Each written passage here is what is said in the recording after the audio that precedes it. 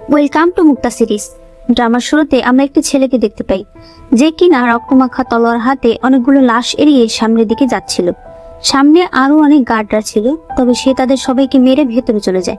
এই ছেলেটির নাম হলো লিয়ানশি, এই রাজ্যের নাম হলো ইয়াংজং। আর লিয়ানশি এই রাজ্যের রাজাকে মারতে এসেছে।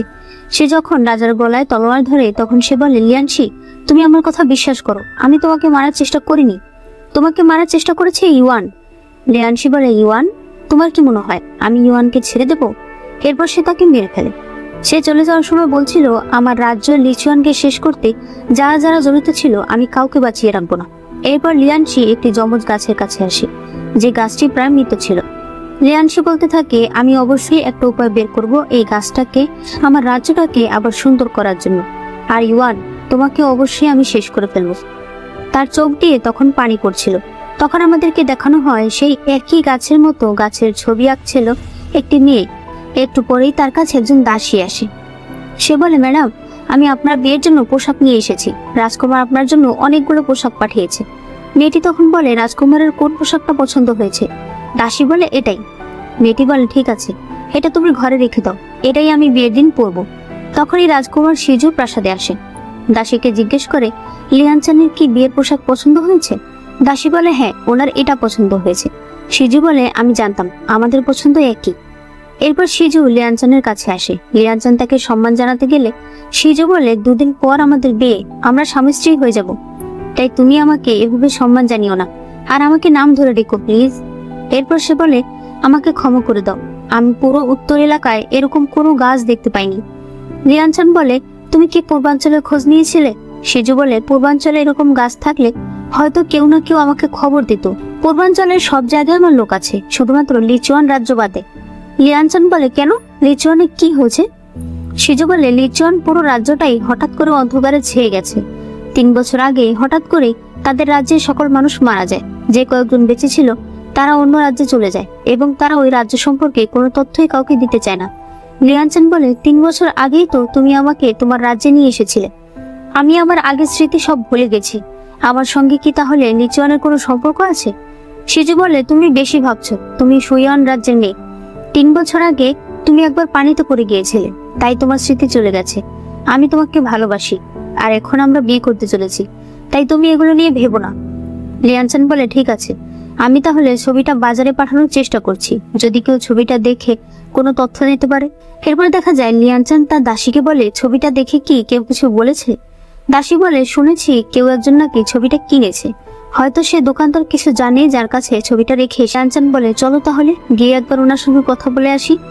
দাসী বলে, কিন্তু ম্যাডাম বিয়ের 3 দিন আগে থেকে কনের ঘর থেকে বের হতে হয় না। লিয়ানচান বলে, ঠিক আছে, আমি বুঝতে পেরেছি। এরপরে সে সেম একই রকম আরেকটা ছবি বের করে।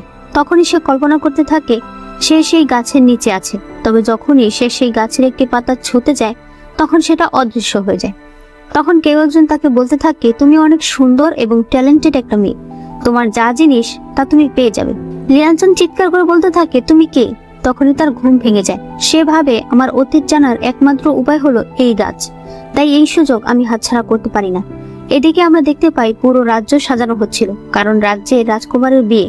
একটি দোকানের উপরে তখন লিয়ানশি আর তার অ্যাসিস্ট্যান্ট ছিল, এই মেয়েটির নাম চিসাং। লিয়ানশি বলে, এত কেন সাজানো হচ্ছে সবকিছু? চিয়ানসাং বলে, কারণ রাজকুমারের বিয়ে।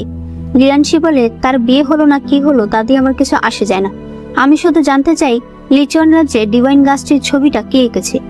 তখনই দেখা যায় লিয়ানচান দৌড়ে দৌড়ে বাজারের দিকে আসছে। দূর থেকে লিয়ানশি তাকে নোটিস করে। সে সেই দোকানদারকে জিজ্ঞেস করে, আজ নাকি একটা ছবি একজন কিনেছে, আপনি কি তাকে জিজ্ঞেস করেছিলেন এই ছবিটার সম্বন্ধে সে কিছু জানে কিনা? লোকটি বলে, হ্যাঁ, তবে সে কিছুই বলেনি। তখনই দেখা যায় দুজন লোক লিয়ানচানের ছবি নিয়ে বাজারে তাকে খুঁজছিল। হঠাৎ করেই তাদের একজন লিয়ানচানের পিছু করতে থাকে, কিন্তু তখন লিয়ানশি সামনে থেকে চলে আসে। যেই লোক লিয়ানচানকে পেছন থেকে ফলো করছিল সে তখন উপরে ঝুলে থাকা একটা ফানুসের উপরে তার অস্ত্রটা ছুঁড়ে মারে। এতে করে সেখান থেকে কাগজের টুকরা পড়তে থাকে। এতে লিয়ানশির ধ্যান সরে যায়। সে যখন সামনে তাকায় তখন সেখানে লিয়ানচানকে দেখতে পায় না।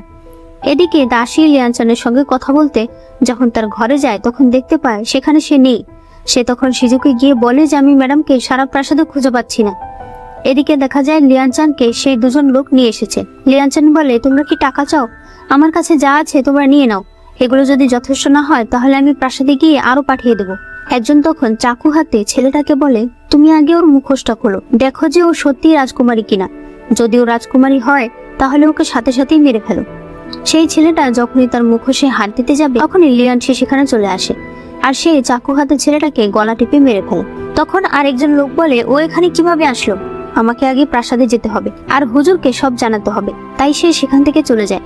লিয়ানশি তখন তার কাছে আসে। সে তার মুখের কাপড়টা যখন খুলে দেয় তখন চাঁদের উপর থেকে মেঘটাও সরে যায়। লিয়ানশি তাকে দেখে বলে, তো তুমি? লিয়ানচান বলে, আমাকে বাঁচানোর জন্য ধন্যবাদ। সে তখন চলে যেতে চায়। লিয়ানশি তার কাছে এসে বলে, তুমি ধন্যবাদ দিচ্ছ আমাকে? তুমি বলো তুমি সেই গাছের ডালটা কোথায় রেখেছো? লিয়ানচান বলে, আপনি কি বলছেন? লিয়ানশি বলে, একদমই নাটক করবে না। তুমি ডালটা কোথায় রেখেছো সেটা তাড়াতাড়ি আমাকে দাও। লিয়ানচান বলে, আমি আপনার কথা কিছুই বুঝতে পারছি না, আপনি কে? লিয়ানশি তখন বলে, তোমার সাহস কি করে হলো এই কথা জিজ্ঞেস করার, যে আমি কে? তখনই শিজু সেখানে চলে আসে। লিয়ানশি জিজ্ঞেস করে, তুমি কে? শিজু বলে, তুমি আমাকে চেনো না, অথচ আমার হবু স্ত্রীর গায়ে হাত দিয়েছো। তারা দুজন সেখানে ফাইট করতে থাকে। তখন হঠাৎ করে লিয়ানশি শিজুকে মেরে ফেলার জন্য তার দিকে তলোয়ার নিয়ে যায়। তবে তখন লিয়ানচান সামনে চলে আসে। লিয়ানশি তার বুকে তলোয়ার ঢুকিয়ে দেয়। শিজু তখন চিৎকার করে লিয়ানচান বলে ডাক দেয়। লিয়ানশি অবাক হয়ে যায়। সে বুঝতে পারছিল না ও যার মতো দেখতে ওকে আসলে সে না। ওর নাম লিয়ানচান হলো কিভাবে? তখনই শিজুর বাকি লোকেরাও চলে আসে। শিজু তার লোকেদের বলে, ওকে আমার প্রাসাদে নিয়ে এসো। কিন্তু শিজুর লোকেরা লিয়ানশিকে ধরার আগেই সে পালিয়ে যায়। এরপর লিয়ানশি একা একা ভাবতে থাকে, আমি কি তাহলে আজ ভুল মানুষকে দেখলাম? তখন চিসাং সেখানে আসে। লিয়ানচান বলে, তুমি কি জানতে পেরেছো ওই ডিভাইন গাছের ছবিটা কে এঁকেছে? চিসাং বলে, হ্যাঁ, এই ছবিটা নাকি রাজকুমারের হবু স্ত্রী এঁকেছে। তবে আমি একটা জিনিস বুঝতে পারছি না, উনি এই ডিভাইন গাছ সম্পর্কে কিভাবে জানে? এদিকে যে লোক আজ লিয়ানচানকে মারতে গিয়েছিল সে আরেকজন লোকের কাছে আসে। সে তাকে বলে, হুজুর, আমি শিওর হতে পারিনি যে সেই কি রাজকুমারী কিনা, আর আজ আমি সেই লোককেও দেখেছি। এতে তার হুজুর অবাক হয়। অন্যদিকে শিজু লিয়ানচানের খেয়াল রাখছিল। তখন দেখা যায় দরজার সামনে দাঁড়িয়ে লিয়ানশিও তাদেরকে দেখছিল। সে তখন কল্পনা করে লিয়ানশিকে কেউ বেঁধে রেখেছিল। তখন সেখানে লিয়ানচান আসে আর সে তার পেটে চাকু ঢুকিয়ে দেয়। এরপর লিয়ানশি আবার চলে যায়। এর কিছুক্ষণ পর শিজু আর তার সৈনিক কথা বলছিল। শিজু বলে, বলতো আমি সেখান থেকে আসার পর কি হয়েছিল? শ্যাং বলে, আপনি সেখান থেকে আসার পর আমি সেই লোকটাকে ধরার জন্য তলোয়ারটা বের করলে সেই লোকটা হঠাৎ উধাও হয়ে যায়। শিজু বলে, এটা কি করে সম্ভব?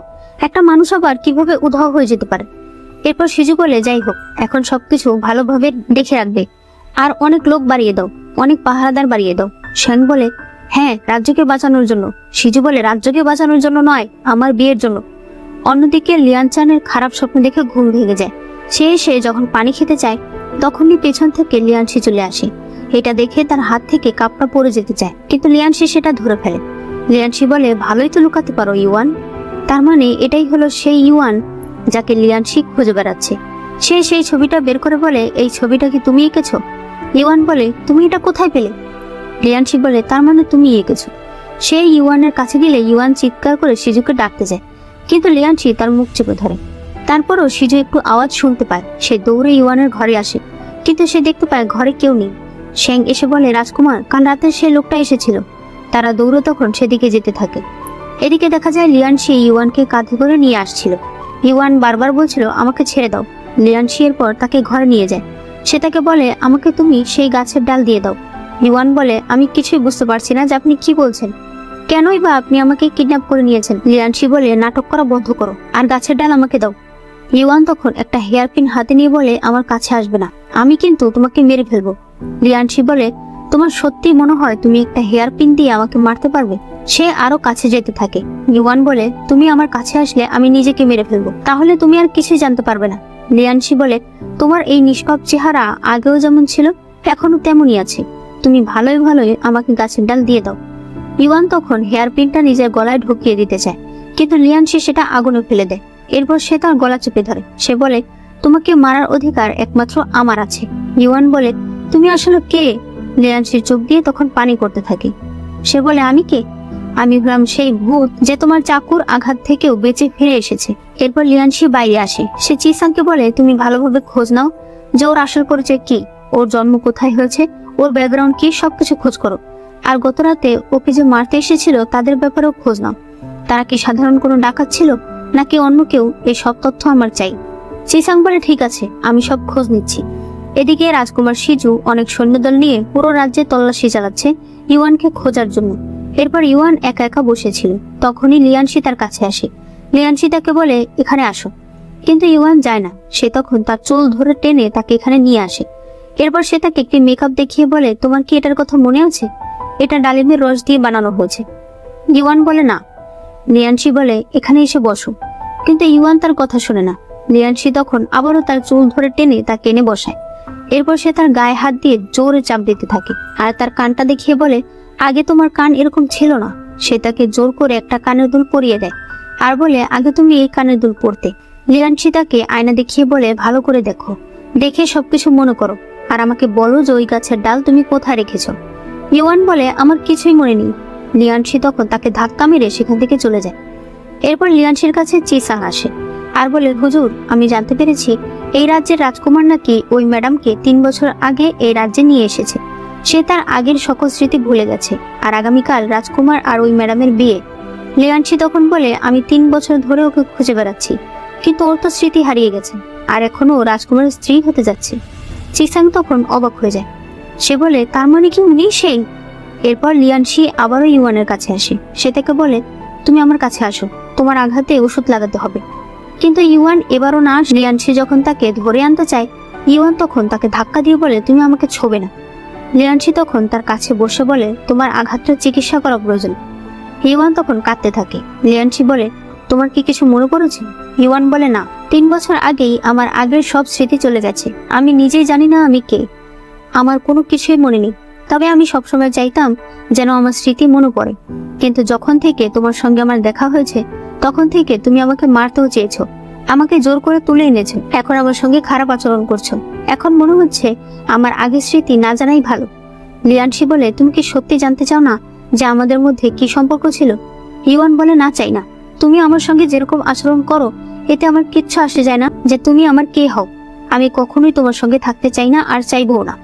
লিয়ানশি তখন প্রচন্ড রেগে যায় আর ওষুধটাকে ছুঁড়ে ফেলে দেয় যাতে সেটা ভেঙে টুকরা টুকরা হয়ে যায়। এরপর সে ইউয়ানকে বলে তাহলে তুমি চলে যাও। ইউয়ান এই কথা শুনে দৌড়ে সেখান থেকে চলে যেতে চায়, কিন্তু যাওয়ার আগে সে তার কানের দুলটা রেখে তারপর সেখান থেকে চলে যায়। লিয়ানশির চোখ দিয়ে তখন পানি ঝরতে থাকে। সে বলে কেন কেন শুধু আমারই সবকিছু মনে আছে। এদিকে রাজকুমার আর তার লোকেরা ইউয়ানকে পাগলের মতো খুঁজে বেড়াচ্ছিল। তখনই রাজকুমার সামনে ইউয়ানকে দেখতে পায়। সে দৌড়ে এসে ইউয়ানকে জড়িয়ে ধরে। ইউয়ান ও শিজুকে জড়িয়ে ধরে। বাকি সৈনিকরা সবাই তাদেরকে ঘিরে রাখে।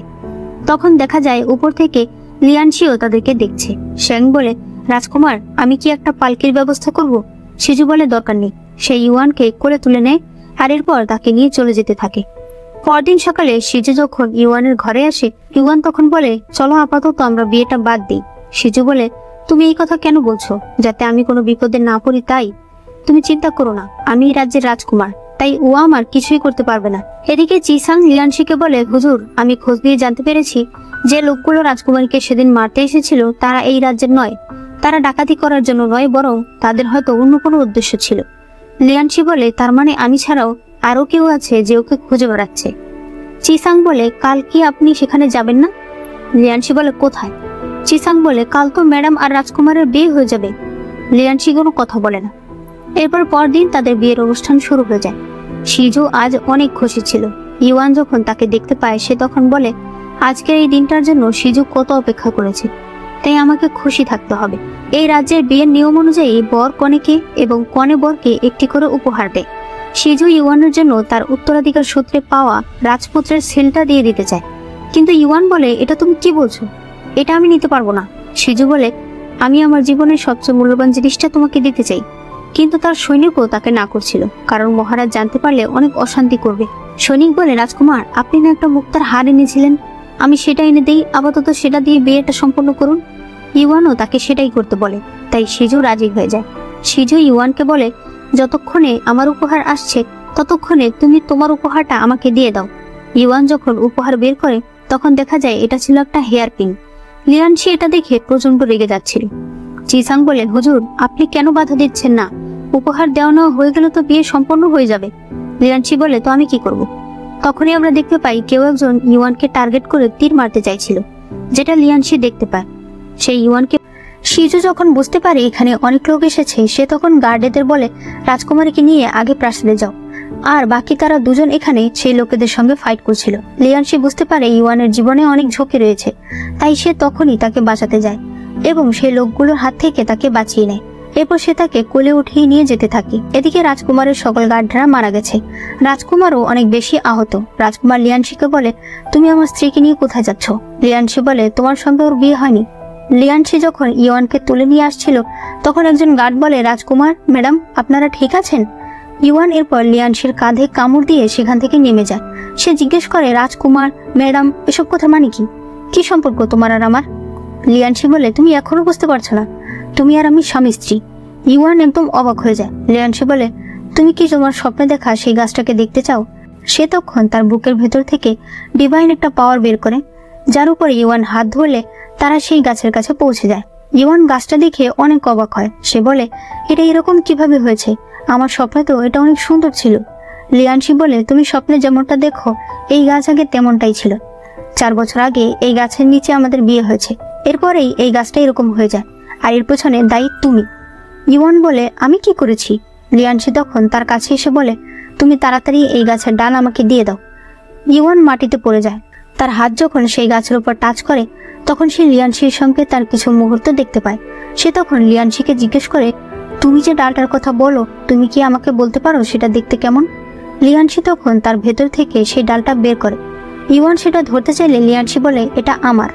বিয়ের সময় একটা আমাকে আর একটা তোমাকে দেওয়া হয়েছে, তোমারটা তুমি কোথায় রেখেছো সেটা বের করো।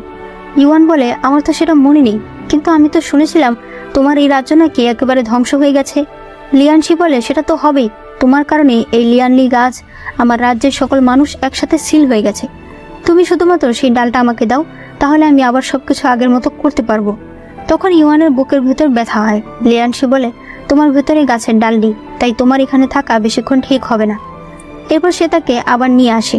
লিয়ানশি বলে, এখন কি তুমি আবার রাজকুমারের কাছে ফিরে যাবে নাকি? ইওয়ান বলে, তুমি এটা কি বলছো?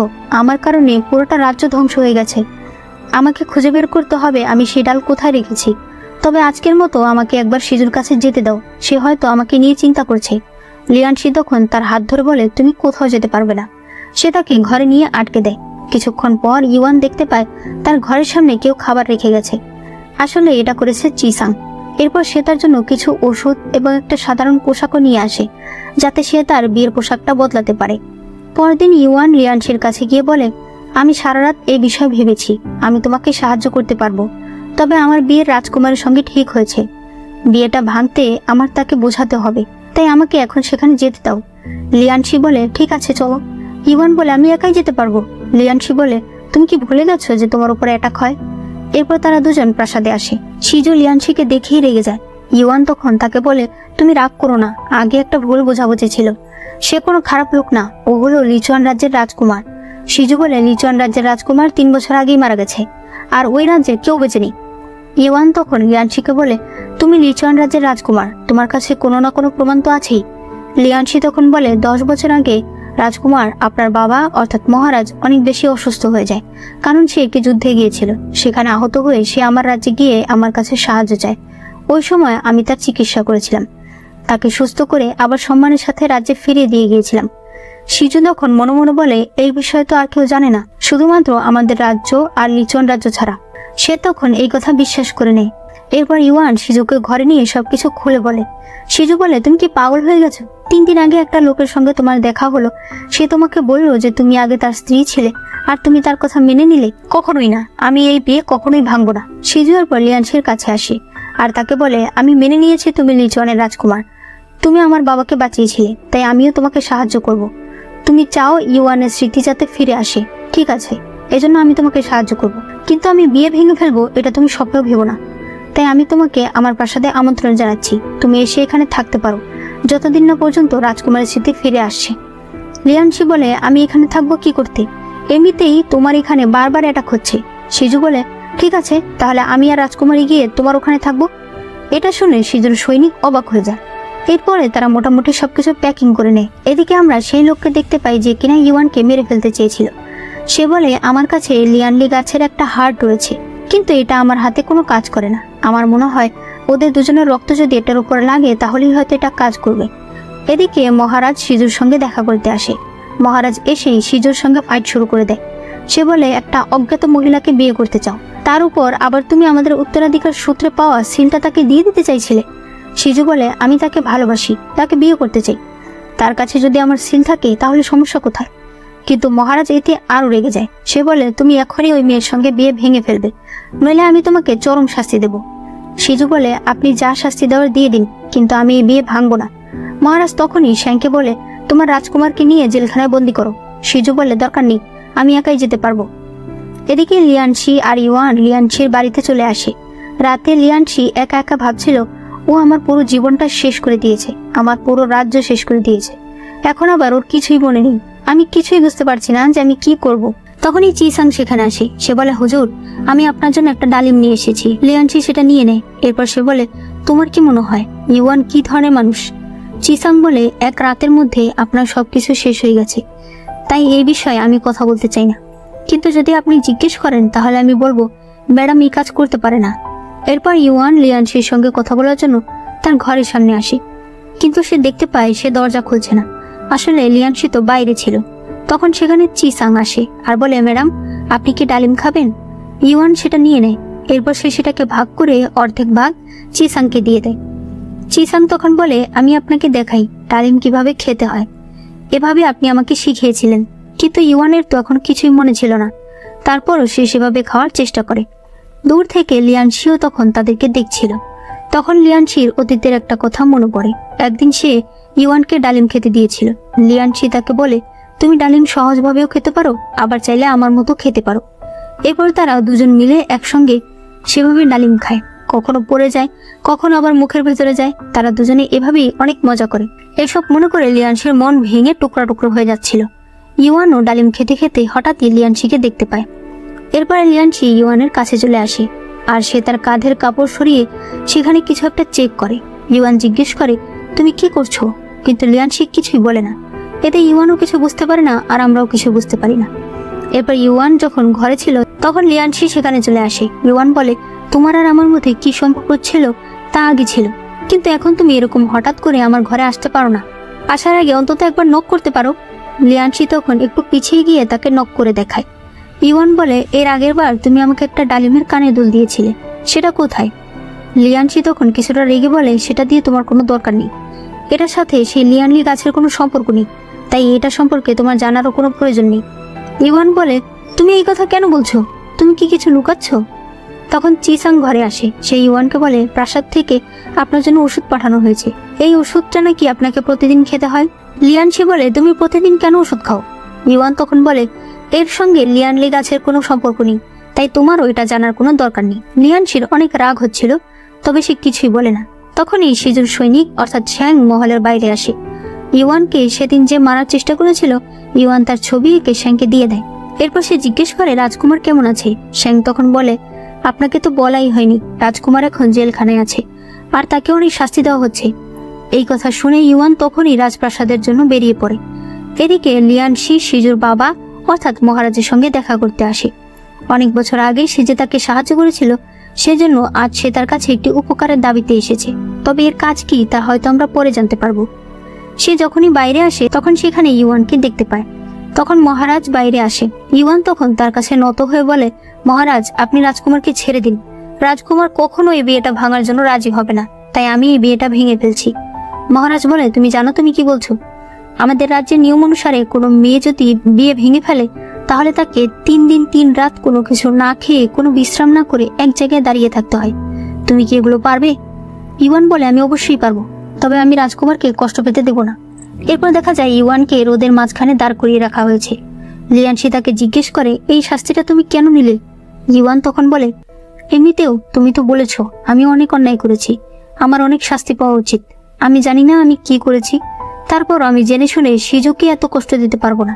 এটা শুধুমাত্র শরীরের একটা কষ্ট, কিছুদিন পর ভালো হয়ে যাবে, কিন্তু এর বদলে সিজুর জীবনটা বেঁচে যাবে, কারণ তার বাবা হয়তো কখনো এটা মেনে নেবে না যে তার কুমার একটা বিবাহিত মেয়েকে বিয়ে করবে। রাতে লিয়ানশি ভাবতে থাকে, আমি ভেবে পাই না আসল ইউয়ান কোনটা, যেটা আমি এখন দেখছি, না যাকে আমি আমার খারাপ সময় দেখেছি। তখন বৃষ্টি শুরু হলে লিয়ানশি ছাতা নিয়ে ইউয়ানের কাছে দাঁড়ায় আর সেখানেই সে সারা রাত ছাতা ধরে দাঁড়িয়ে থাকে। এভাবেই 2 দিন 2 রাত কেটে যায়। এরপর শিজুকে মুক্ত করে দেওয়া হয় আর তাকে ইওয়ানের ব্যাপারে বলে দেওয়া হয়। এদিকে লিয়ানশি ভাবতে থাকে, আমি আর তোমাকে এভাবে দেখতে পারছি না, আমি তোমাকে নিয়ে যাচ্ছি। কিন্তু তখনই সেখানে শিজু চলে আসে। লিয়ানশি বলে, তুমি এখানে কি করছো? শিজু বলে, তুমি এখানে কি করছো? লিয়ানশি বলে, ওর জীবন আমার কাছে গুরুত্বপূর্ণ, আমাকে তো এখানে থাকতেই হবে। শিজু বলে, এতটাই গুরুত্বপূর্ণ যে তুমি ওকে এখানে শাস্তি পাওয়ার জন্য রেখে দিয়েছো? তুমি কি ওকে এতটাই ঘৃণা করো? লিয়ানশি বলে, তুমি কি জানো আমাদের ব্যাপারে? শিজু ধাক্কা দিয়ে তাকে সরিয়ে দেয় আর এরপর সে ইওয়ানের কাছে যায়। ইওয়ানের অবস্থা দেখে তার চোখে পানি চলে আসে। সে বলে, সত্যি কি তুমি চাও না আমাদের বিয়েটা যাতে হোক? ইওয়ান তখন বলে, আমি ভেবেছিলাম আমি অতীত যখন ভুলেই গেছি তাহলে নতুন করে তোমার সঙ্গে জীবন শুরু করি, কিন্তু আমি ভাবিনি যে এতে তোমার জীবনের উপর কত প্রভাব পড়বে। তুমি আমাকে ক্ষমা করে দিও, আমি তোমাকে অনেক কষ্ট দিয়েছি।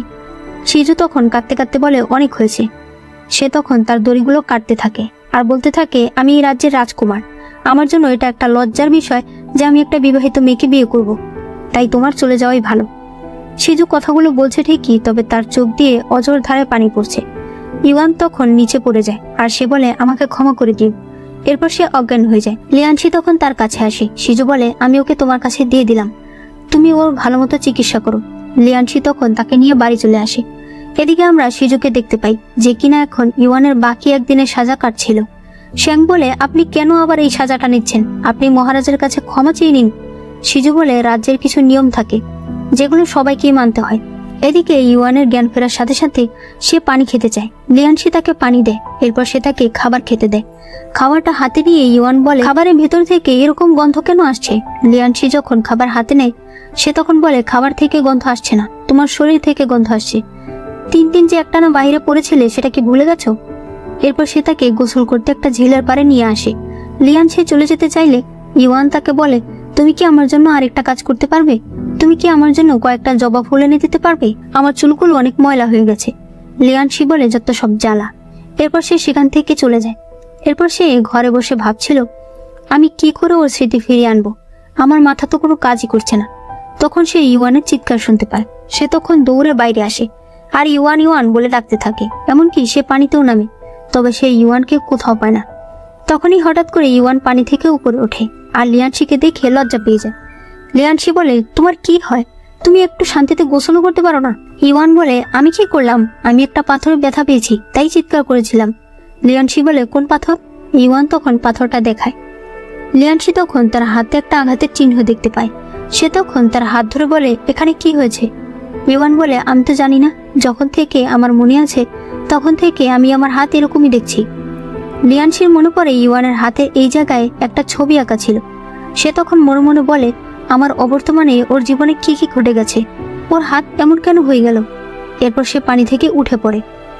এদিকে সেই মুখোশ পরা লোকটা অনেকগুলো মানুষকে মেরে সেই গাছের হাড়টাকে জীবন্ত করার চেষ্টা করছিল, কিন্তু সেটা সে কিছুতেই করতে পারছিল না। তখন তার সৈনিক বলে, আমার মনে হয় এটা একমাত্র সম্ভব লিয়ানশির দ্বারাই, আর লিয়ানশিকে আমরা এখানে আনতে পারবো যদি কিনা আমরা রাজকুমারীকে এখানে আনতে পারি। সেই লোকটি তখন বলে, এটা তো তুমি একদম ঠিক কথা বলেছো।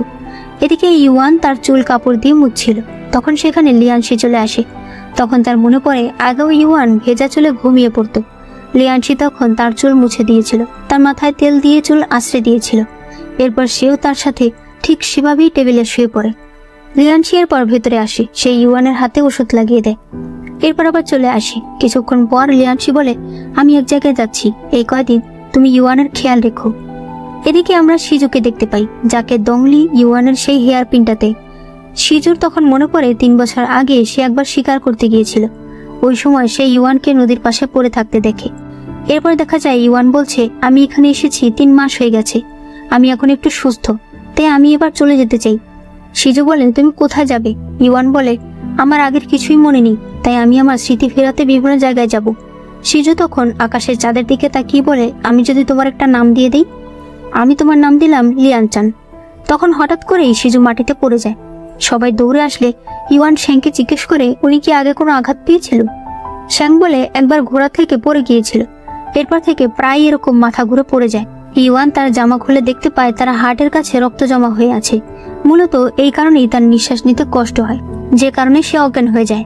ইওয়ান তখন চাকু দিয়ে সেখানে আঘাত করে, যার কারণে জমা রক্তগুলো বের হয়ে যায় আর শিজুর জ্ঞান ফিরে আসে। শিজু এসব মনে করছিল, তখন সেখানে শ্যাং আসে। শ্যাং বলে, রাজকুমার, আমরা সেই সন্ত্রাসকে ধরতে পেরেছি যে কিনা রাজকুমারীকে কিডন্যাপ করতে চেয়েছিল।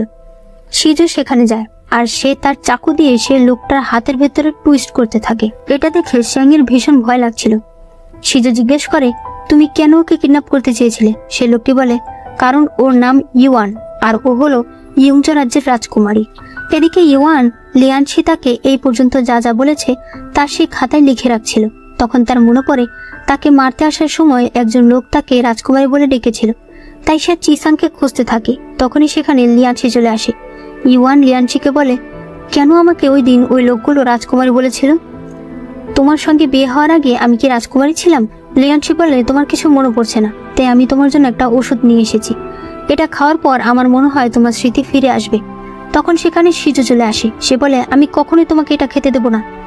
এই নিয়ে তাদের মধ্যে তর্কাতর্কি শুরু হয়ে যায়। ইউয়ান তখন বলে, আমি আমার স্মৃতি ফেরাতে চাই, তাহলে আমাকে ডিসাইড করতে দাও আমি ওষুধটা খাবো কি খাবো না। তাই সিজু, তুমি ওষুধটা আমাকে দিয়ে দাও। সিজু তখন তাকে ওষুধটা দিয়ে দেয়।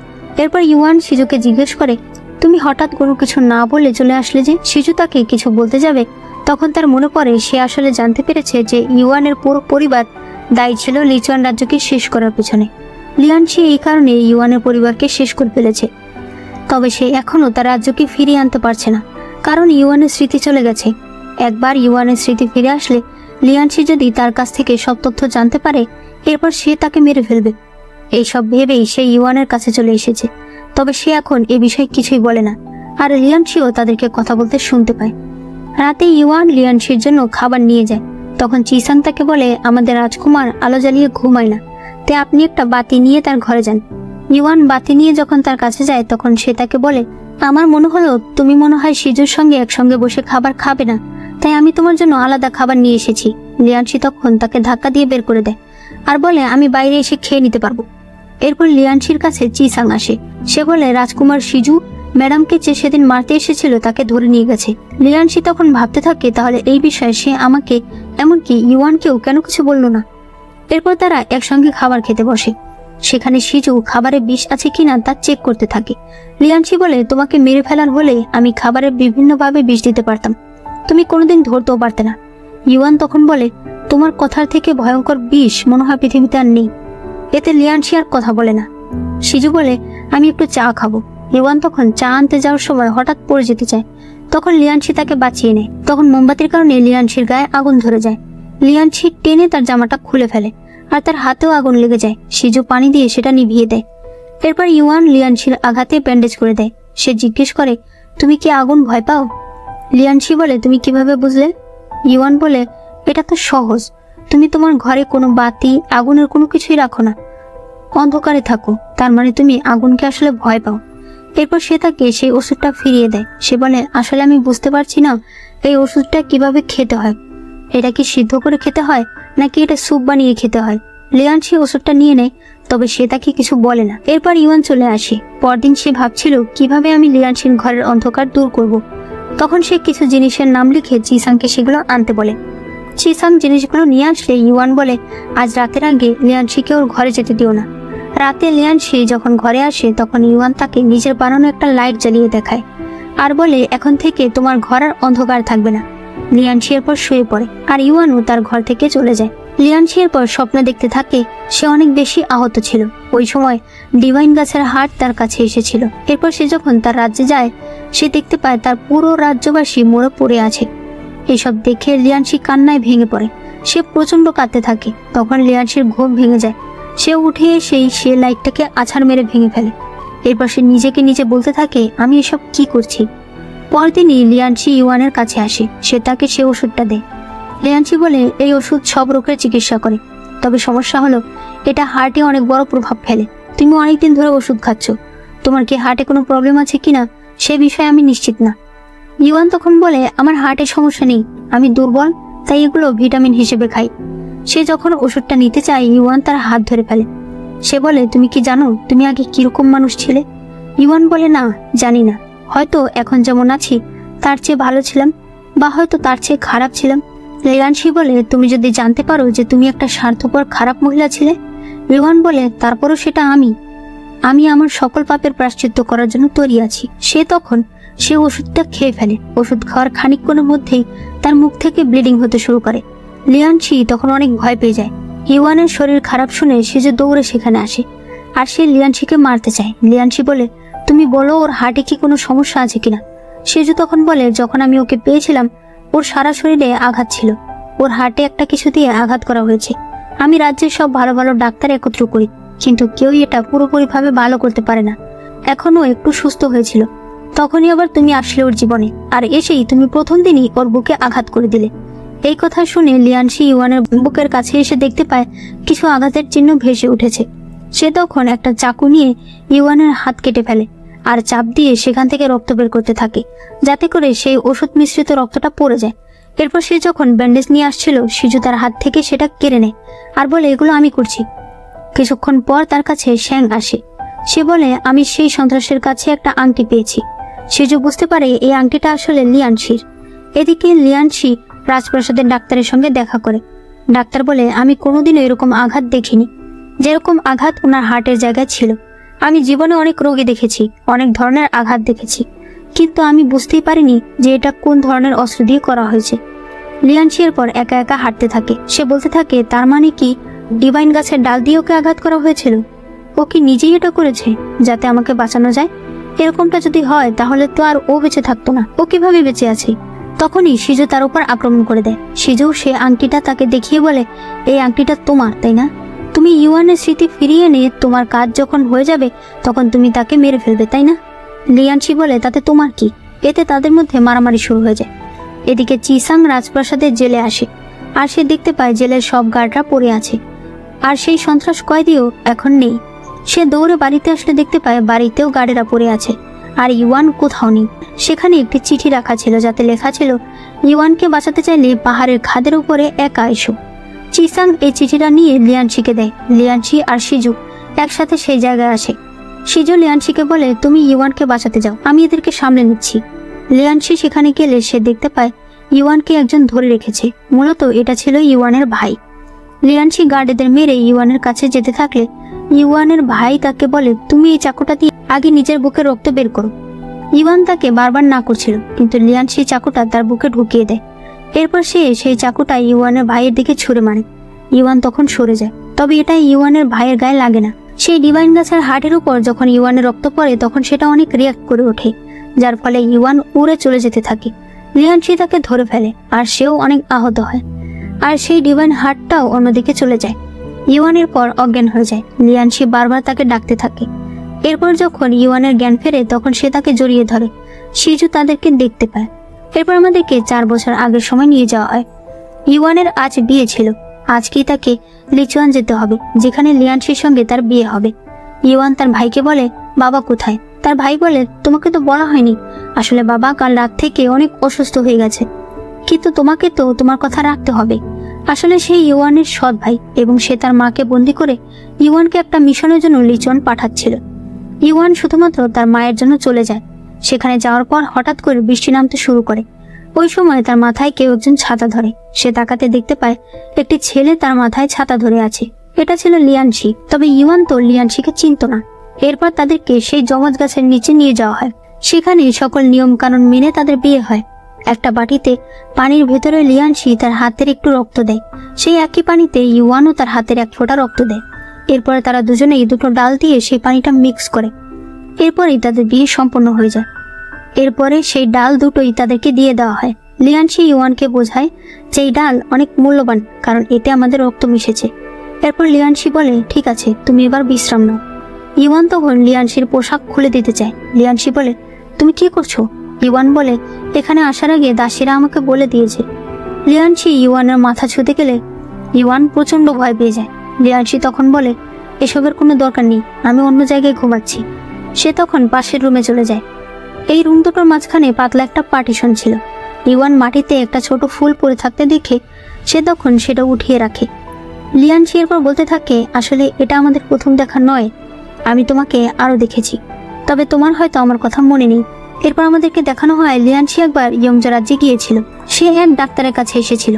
তখন হঠাৎ করে ইওয়ান একটা ছোট্ট বাচ্চাকে নিয়ে সেখানে আসে, যে বাচ্চাটা অনেক অসুস্থ ছিল, এবং সে ডাক্তারকে বলছিল এই বাচ্চাটার আগে চিকিৎসা করতে। ওই দিনই লিয়ানশি প্রথম তাকে দেখেছিল, আর ওই দিন থেকেই সে তাকে ভালোবেসে ফেলে। যেহেতু ইওয়ান ফুল পছন্দ করে, তাই লিয়ানশি তার জন্য সকালবেলা অনেকগুলো ফুল একত্র করে নিয়ে আসছিল। এদিকে ইওয়ানের ভাই ইওয়ানের সঙ্গে যে দাসীকে পাঠিয়েছে সেই ইওয়ানকে বলে, আপনি তো দেখছি এখানে ভালোই আনন্দ করছেন, আপনি কি আপনার মিশন ভুলে গেছেন?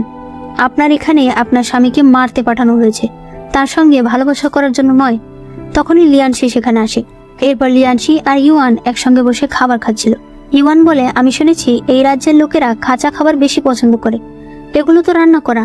লিয়ানশি বলে, আমি জানি তোমরা রান্না খাবার খাও, তাই আমি তোমার জন্য খাবার রান্না করার ব্যবস্থা করেছি। তুমি যেভাবে থাকতে এখানে সেভাবেই থাকবে, কোনো সমস্যা হবে না। এরপর সে তাকে একটা জিনিস খেতে দেয়। ইওয়ান বলে, এটা কি ব্লাড ওয়াইন? লিয়ানশি বলে, এটা ব্লাডও না আর ওয়াইনও না, এটা হলো ডালিমের রস। ইওয়ান বলে, ডালিম? সেটা কি? লিয়ানশি হেসে বলে, তোমাদের ওখানে ডালিম গাছ হয় না? ডালিম হলো এক ধরনের ফল, তুমি একবার এটা খেয়ে দেখো। এরপর ইওয়ান সেটা খায় আর বলে, এটা তো খুব মিষ্টি। লিয়ানশি তখন বলে, মিষ্টির স্বাদ আমি আজ পর্যন্ত বুঝতে পারলাম না। জন্মের পর থেকে আমি মিষ্টি খাবারের স্বাদ বুঝতে পারি না, এই সেন্সটা আমার ভেতর নেই। যেটা শুনে ইওয়ানের অনেক খারাপ লাগে। এরপরে ইওয়ান আর লিয়ানশি আবারও সেই ডিভাইন গাছের কাছে যায়। লিয়ানশি যখন গাছের উপর হাত রাখে তখন তার হাতে একটা চিহ্ন ভেসে ওঠে, কিন্তু যখন ইওয়ান গাছের উপর হাত রাখে তখন তার হাতে কোনো চিহ্ন ওঠে না। লিয়ানশি এই গাছের দেখাশোনা করে যে মহিলা, সেই মহিলাকে বলে, এটা নিয়ে ভয় পাওয়ার কিছু নেই, হয়তো ও নতুন এসেছে তাই গাছ এখনো ওকে আপন করে নিতে পারেনি। বাড়িতে আসার পর ইওয়ানের দাসী আবারও তাকে ভয় দেখাতে থাকে। সে তখন সুগন্ধি মেশানো একটা গোলাপের ফুলের পাপড়িগুলো ছিঁড়ে তার গায়ে ফেলে দেয়। এতে তার শরীর থেকে অনেক সুঘ্রাণ আসতে থাকে। দাসী বলে, এই সুঘ্রাণের কারণে তোমার স্বামী তোমার কাছে আসবেই, আর ওই সময় তুমি তাকে মেরে ফেলবে। এরপর ইওয়ান জানতে পারে লিয়ানশি অন্য রুমে চলে গেছে। লিয়ানশি বলে, আমি এখানে থাকলে তুমি ভালোভাবে ঘুমাতে পারবে না, তুমি আগে সবকিছুতে অভ্যস্ত হও। ইওয়ান বলে, আমার একটু গোসল করার প্রয়োজন ছিল। লিয়ানশি নিজে তখন তাকে গোসলখানায় নিয়ে আসে আর গার্ড হিসেবে বাইরে দাঁড়িয়ে থাকে। এরপর ইওয়ান ভাবতে থাকে, আমাকে কি সত্যি ওকে মেরে ফেলতে হবে? পরদিন সে দাসী আবার ইওয়ানের কাছে আসে আর সে তাকে একটা নখ দেখায়, যেটা ছিল মূলত ইওয়ানের মায়ের হাতের নখ। ইওয়ান প্রচন্ড কান্না করতে থাকে। দাসী তাকে বলে, আপনাকে শুধু একটা কাজ দেওয়া হয়েছে, আপনি সেটা করে ফেলুন, দেখবেন সব ঠিক হয়ে গেছে। রাতে ইওয়ান আবারও চাকুটাকে দেখছিল, তখন লিয়ানশি সেখানে আসে, তবে ইওয়ান সেটা লুকিয়ে ফেলে। লিয়ানশি যখন চলে যাচ্ছিল ইওয়ান তখন তাকে আটকায়। সে বলে, আজকের রাতটা কি আপনি এখানে থাকতে পারবেন? তার কথা মতো ইওয়ান এখানে থেকে যায়। রাতে ইওয়ান সেই চাকুটাকে হাতে নিয়ে লিয়ানশির কাছে আসে, কিন্তু সে আঘাত করতে গিয়েও পারে না। সে আবার চাকু নিয়ে ফিরে আসে। পরদিন সকালেই সে চাকুটাকে নিয়ে মাটি চাপা দিয়ে দেয়, আর এই সব দৃশ্যই লিয়ানশি দেখছিল। তখন আমরা জানতে পারি সে আসলে আগে থেকেই তাকে দেখছে। কাল রাতে যে ইওয়ান তাকে মারতে এসেছিল সেটাও সে জানে, কিন্তু ইওয়ান তাকে মারতে গিয়েও কেন মারল না? তার মানে হয়তো এর পেছনে অন্য কোনো কারণ রয়েছে। এদিকে ইওয়ান তাদের রাজ্যের জেনারেলকে একটা চিঠি পাঠাতে চায়। সে রাজ্যের সব সমস্যা তাকে বলতে চায়। জেনারেল সকল মিলিটারি ফোর্স নিয়ে যদি চলে আসে তাহলে হয়তো সে তার মাকে বাঁচাতে পারবে। এরপর সে দাসী যখন আবার তার কাছে আসে, ইওয়ান তখন তার গলায় একটা হেয়ার পিন ধরে আর বলে, আমি তোমাকে লাস্ট বার বলছি, তুমি আমাকে কখনোই কোনো কিছু নিয়ে কথা বলবে না। আমার যখন সময় হবে আমি ঠিকই করব। এদিকে লিয়ানশি সকল কিছুর খোঁজ নেয় এবং সে জানতে পারে ইওয়ানের সৎ ভাই পুরো রাজ্যকে দখল করে ফেলেছে। প্রাসাদের সবকিছু তার কথাতে চলছে। সে ইওয়ানকে জোর করে এখানে পাঠিয়েছে বিয়ের নাম করে, কারণ সে আসলে লিয়ানশিকে মারতে চায়। লিয়ানশি বলে, আমি কখনোই তাকে দেখিনি, তাহলে তার সঙ্গে আমার কি শত্রুতা যে সে আমাকে মেরে ফেলতে চায়? বাড়িতে গেলে ইওয়ান লিয়ানশিকে বলে সে একটা চিঠি পাঠাতে চায়। লিয়ানশি বলে, ঠিক আছে, তুমি আমার সঙ্গে চলো, আমি তোমাকে পোস্ট অফিস পর্যন্ত নিয়ে যাচ্ছি। এরপর তারা একসঙ্গে রাজ্যটাকে ঘুরে দেখতে থাকে। রাতেও তারা গ্রামবাসীদের বিভিন্ন অনুষ্ঠান দেখে। এরপর লিয়ানশি তাকে আবারও সেই গাছের কাছে নিয়ে আসে। এরপর সে তাকে একটা স্পেল করে ঘুম পাড়িয়ে দেয়। লিয়ানশি বলতে থাকে, আমাকে ক্ষমা করে দিয়ে, একমাত্র এভাবেই আমি তোমাকে একটা ভালো ঘুম দিতে পারতাম। পরদিন সকালে ইওয়ানের যখন ঘুম ভাঙে তখন সে পাশে একটি চিঠি দেখতে পায়, যেটাতে লেখা ছিল, ইওয়ান, আমি একটা কাজে যাচ্ছি, আসতে হয়তো কিছুদিন সময় লাগবে। উঠানের মাঝখানে আমি একটা ডালিম গাছ লাগিয়ে দিয়েছি, তুমি এই গাছটার যত্ন নিও। যেদিন এই গাছটা ফুল ফুটবে ধরে নিও সেদিনে আমি ফিরে আসব, আর আমার সাথে সাথে তোমার খারাপ স্বপ্নগুলো শেষ করে আসব। এরপর থেকে ইওয়ান একাই থাকতে শুরু করে। একদিন তার কাছে তাদের রাজ্যের জেনারেলের চিঠি আসে, যেটা দেখে ইওয়ান অনেক খুশি হয়। সে ভাবতে থাকে এবার সবকিছু ঠিক হয়ে যাবে। এরপর যখন সে তার ঘরে ছিল তখন তার দাসী বলে, ম্যাডাম, আপনার সঙ্গে যে দাসীটা এসেছে তার ঘরে আমি অনেক ওয়াইন দেখতে পেলাম, সে এত ওয়াইন খায়। ইওয়ান মনে মনে বলতে থাকে, ও তো ওয়াইনই খায় না, তাহলে এত ওয়াইন কেন এনেছে? এদিকে দেখা যায় সে দাসী আসলে ওয়াইন সেই ডিভাইন গাছে ছিটিয়ে দিচ্ছিল। এরপরে সে সেখানে আগুন লাগিয়ে দেয়। তখনই ইওয়ান সেখানে চলে আসে আর সে সেই আগুন নিভাতে চেষ্টা করে। এদিকে গাছের দায়িত্বে ছিল সে মহিলার হঠাৎ মনে হতে থাকে ডিভাইন গাছের কিছু হয়েছে। তারাও তখন এদিকে আসতে থাকে। এদিকে ইওয়ান অনেক চেষ্টা করছিল আগুন নিভাতে। তখনই হঠাৎ করে বৃষ্টি শুরু হয়ে যায়। এটা দেখে ইওয়ান অনেক খুশি হয়। সে দাসী তখন পালিয়ে যায় আর ইওয়ান অজ্ঞান হয়ে যায়। তখন আমরা তার হাতে লিয়ানশির মতো চিহ্ন দেখতে পাই। এরপর ইওয়ানের যখন জ্ঞান ফেরে তখন সে তার পাশে তার লোকেদের দেখতে পায়। একটু পরেই সেখানে অনেক গ্রামবাসীরা চলে আসে। তারা যখন জানতে পেরেছে তাদের রাজকুমারী অসুস্থ, তারা তার জন্য অনেক জিনিস নিয়ে এসেছে। ইওয়ান এসব দেখে অনেক খুশি হয়। রাতে ইওয়ান সেই ডালিম গাছের কাছে গেলে সেখানে সে একজনকে পড়ে থাকতে দেখে। এরপর দেখা যায় তারা তার চিকিৎসা করছে। সেই মহিলাটি বলে, তার অবস্থা অনেক খারাপ, আমার মনে হয় না ও ঠিক হবে। ইওয়ান তখন তাকে একটা জিনিস দেয়। মহিলাটি বলে, এটা আপনি কোথায় পেলেন? ইওয়ান বলে, এটা রাজকুমার আমাকে দিয়েছে, আমার কোনো বিপদ হলে এটা খেতে বলেছে। তারা ওষুধটা সেই মেয়েটাকে খাইয়ে দেয়, আর এই মেয়েটাই হলো চিসাং। রাতে ইওয়ানের কাছে তার জেনারেলের চিঠি আসে এবং চিঠিতে লেখা ছিল জেনারেল সবকিছু সামলে নিয়েছে, যেটা শুনে ইওয়ান প্রচন্ড খুশি হয়। এরপর চিসাং চলে যেতে চায়। ইওয়ান বলে, তুমি কেন যাবে? এক হিসেবে তোমাকে বাঁচিয়েছে লিয়ানশি, কারণ আমি যদি তার গাছটা না দেখতে যেতাম তাহলে আমি তোমাকে পেতাম না, তাই তুমি কি তাকে ধন্যবাদ জানিয়ে যাবে না? চিসাং বলে, ঠিক আছে। এর পরদিন ইওয়ান জানতে পারে লিয়ানশি ফিরে আসছে। সে তখনই দৌড়ে সেদিকে যেতে থাকে। সারা গ্রাম পেরিয়ে সে নদীর কাছে এসে পৌঁছায়। লিয়ানশি তাকে দেখে বলে, তুমি এত দৌড়ে কেন এসেছো? কিছু কি হয়েছে? ইওয়ান বলে, না, আমি শুনেছি তুমি আসবে, তাই আমি অনেক খুশি হয়েছি, তাই তোমাকে নিতে এসেছি, চলো আমাদের বাড়িতে যাই। লিয়ানশি তার কথাগুলো শুনে অবাক হয়ে তাকিয়েছিল। তার সৈনিক তাকে বলে, আপনি কি ম্যাডামের সঙ্গে যাবেন না? উনি আপনাকে নিতে এসেছে। লিয়ানশি তখন খুশি হয়। এরপর সেও ইওয়ানের সঙ্গে আসতে থাকে। তারা বাড়িতে আসলে দেখতে পায় সেই ডালিম গাছটায় ফুল ফুটেছে। লিয়ানশি একটা ফুল ইওয়ানের মাথায় গুজে দেয়। রাতে লিয়ানশি নিজের লজ্জা ভেঙে যখন ইওয়ানের কাছে আসতে চায় তখনই একজন তাদেরকে ডেকে ডিস্টার্ব করে দেয়। পরদিন ইওয়ান সেই ডালিম গাছের ফুল দিয়ে একটা মেকআপ তৈরি করে।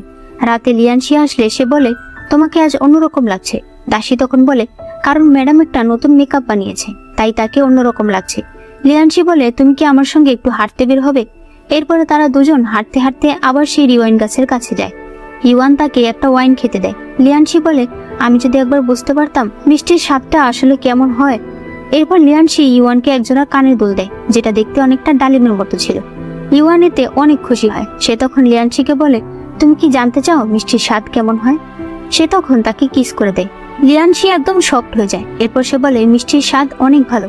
এরপর সে আবারও ইওয়ানকে টেনে আনে আর তাকে কিস করে দেয়। এসবের মাঝে ইওয়ানের একটা কানের দুল হারিয়ে যায়। লিয়ানশি বলে, সমস্যা নেই, আমি সেটা তোমাকে পরে খুঁজে দেব। এরপর ইওয়ানদের সঙ্গে দেখা করতে তাদের রাজ্যে সেই জেনারেল আসে, যার কাছে ইওয়ান চিঠি লিখেছিল। তার কাছে সে জানতে পারে এই সবকিছু সম্ভব হয়েছে আসলে লিয়ানশির কারণে।